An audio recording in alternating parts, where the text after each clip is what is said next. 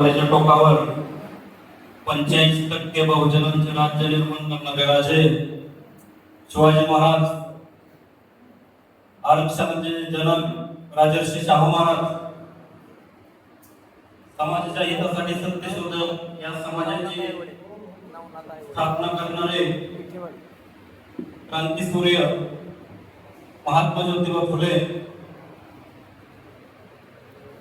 तुमचे आमचे उद्धार करते भारतीय संविधानाचे निर्माते महामानव डॉक्टर बाबासाहेब आंबेडकर, समाजभूषण विदा आयवळे साहेब, 1.5 दिवसांची शाळा शिकून सुमारे 85 पुस्तकांचे लिखाण करणारे थोर साहित्यरत्न अण्णाभाऊ साठे, माता जिजाई, माता रमाई, पुण्यश्लोक राजमाता अहिल्यादेवी होळकर, विद्येची देवता सावित्रीबाई फुले अशा सर्व बहुजनांच्या हितासाठी, बहुजनांच्या कल्याणासाठी ज्या ज्या थोर महापुरुषांनी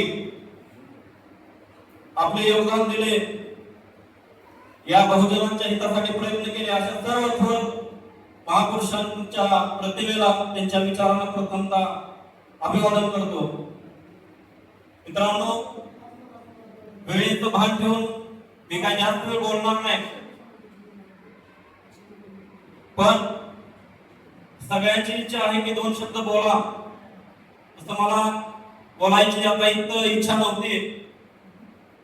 आज आलेल्या संघटना आणि त्यांचे विचार किंवा आलेले समाजातील काही प्रमुख लोक, संघटनांकडे काम करणारे काही लोक, त्यांचे विचार ऐकल्यानंतर तुम्हाला वाटतं का आलेले पैकी आपला तरी मेळ आहे का?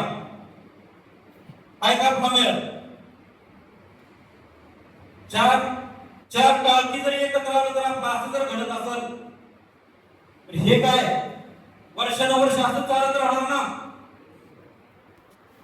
ह्याचा कुठे तरी विचार करणार नाही का? नाही आपण कधीतरी समाजकार्य करायचं. मला 2 हाना पण मला कुठे नाही म्हणा, ही प्रवृत्ती संपणार नाही कधी समाजामधली.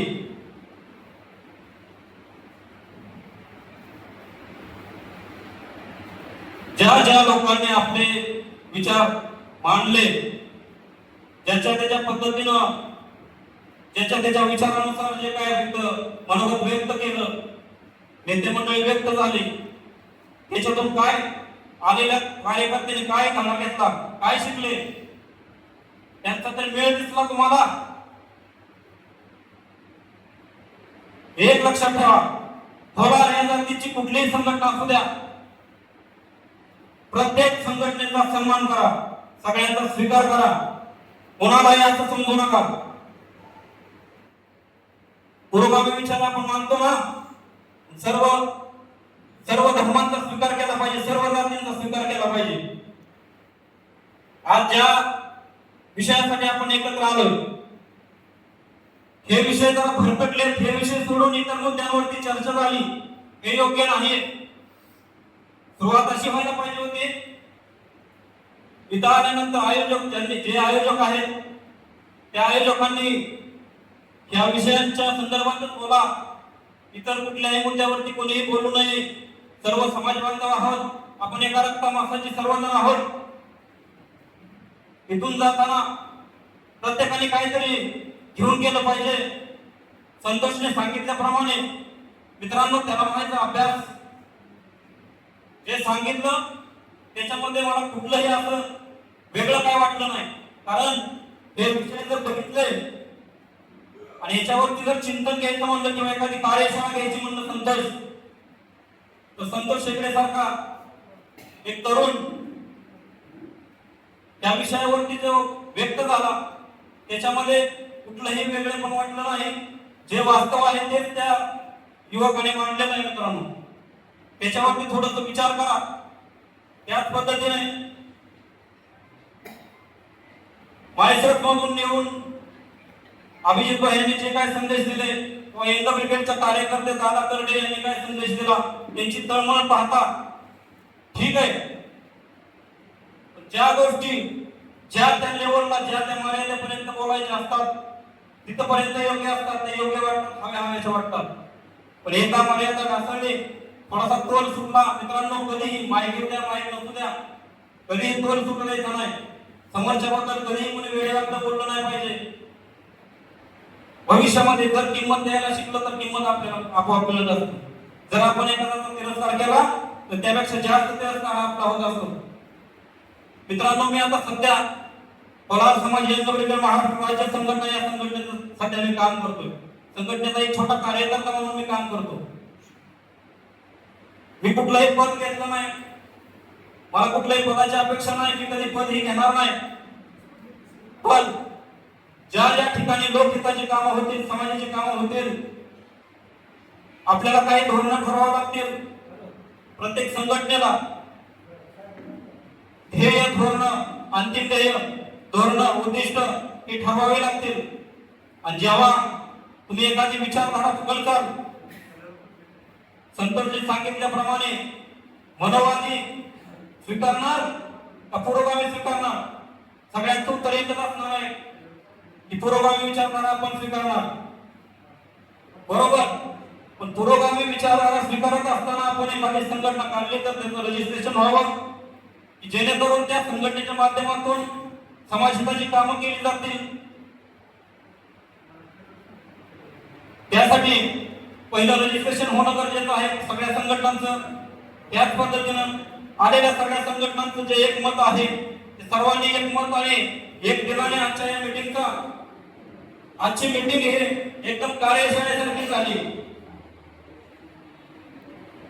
मित्रांनो, जर भविष्यामध्ये जर आपल्याला हे विषय तर 100% होतीलच, ठाम सांगतो.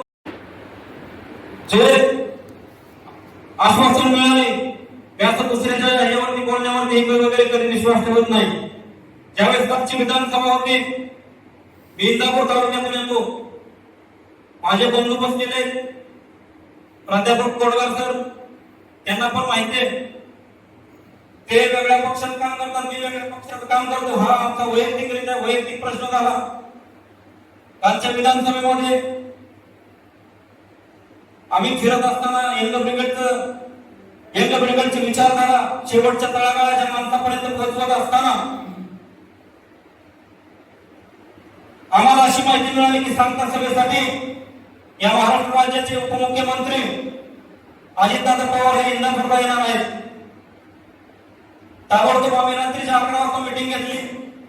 मीटिंग झाली आपल्या ठिकाणी आणि सगळ्यांना पटवून सांगितलं की हा माणूस जर शब्दाचा पक्का आहे, त्यांनी जर एकदा येत म्हटलं तर काहीतरी होऊ शकतं.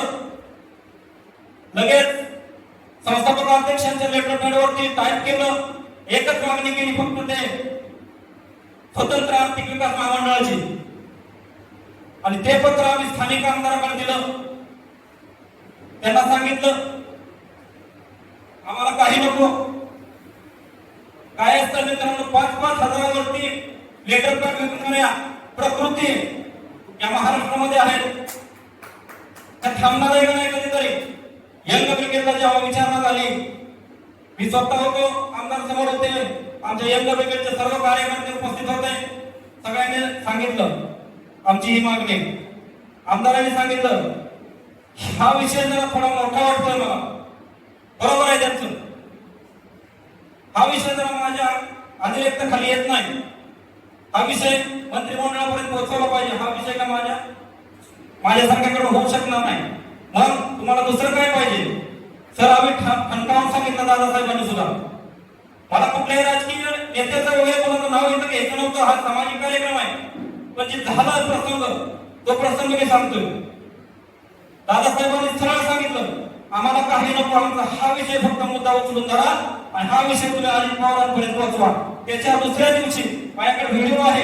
हेच यंग ब्रिगेडचं लेटर पॅड अजित पवारांच्या संघटना सभेच्या वेळी दत्तामामांनी या स्थानिक आमदारांनी अजितदादांच्या हातात दिलं आणि सांगितलं हा विषय फार गंभीर आहे.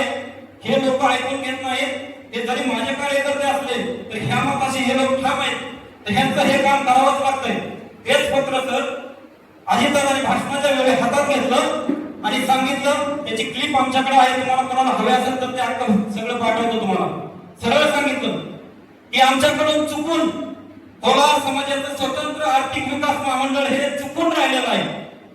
आज इथं आलेले सर्व संघटनाचे प्रमुख आहेत, यांना मी विचारतो, आज जसं आपण एकत्र आलो तसं असंच एकदा एकत्र येऊन त्या माणसाला आपण विचारू शकत नाही का, बाबा तुम्ही दिलेला शब्द हा महाराष्ट्र ओळखतो तुम्हाला की तुम्ही बदल करत नाही, तुम्ही म्हणता चुकून राहिले ते आम्ही भविष्यामध्ये करू, मग ते कधी करणार आहे?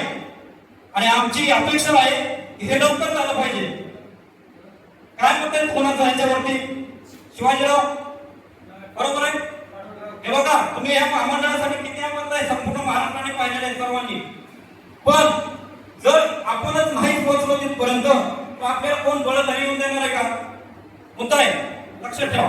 त्यामुळे आपण सगळेजण, सर्वजण, इतर पक्ष कोण कुठल्या पक्षाचा आहे, काय आहे, गट जे काय असेल ते सगळं बाजूला ठेवा. एक संघ आपण सगळेजण मिळून जाऊया, सर्व संघटना घेऊन सगळ्यांना सोबत घेऊन जाऊया, सर्वांना इज्जत देऊया आणि श्रेय कोणाला घ्यायचं रोहित त्याला घेऊन या. श्रेयवाद नको, फक्त जातीसाठी.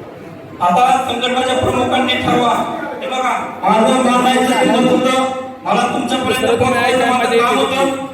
तुम्ही सर्वजण प्रमुख लोकांनी एकत्र येऊन तारीख ठरवा.